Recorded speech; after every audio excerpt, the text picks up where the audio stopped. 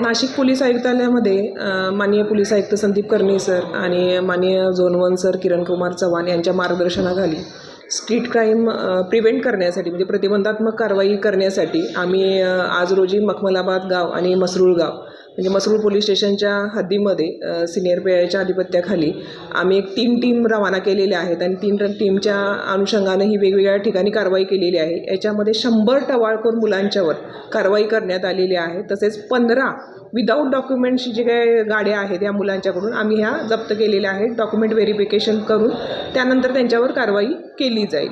हे मेन म्हणजे टवाळखोर जी मुलं आहेत त्यांच्याकडून मुलींची छेडछाड असेल किंवा इतर कोणताही स्ट्रीट क्राईम होऊ नये किंवा भविष्यात अशा प्रकारच्या मुलांच्याकडून कुठल्याही कारवाया ह्या वारंवार आमच्याकडून केल्या जातील, ज्याप्रमाणे ह्या जे टवाळखोर मुलं आहेत हे कमी प्रमाणात बाहेर पडतील आणि कुठल्याही प्रकारचा कायदा सुव्यवस्थेचा प्रश्न निर्माण होणार नाही। यांना काय सूचना देण्यात आल्या? आता ह्या टवाळखोर मुलांच्या आमच्याकडे एक रजिस्टर आहे, तर त्याच्यामध्ये त्यांची नोंदी घेऊन त्यांच्या आईवडिलांना बोलवून आम्ही त्याप्रमाणे समज देत आहोत। किती मुलांवर कारवाई झाली? 100 मुलांच्यावर कारवाई केलेली आहे टवाळखोर मुलांच्यावर। यापुढे ही कारवाई चालू राहणार? आम्ही यापुढेही कंटिन्यू कारवाई चालू राहणार आहे।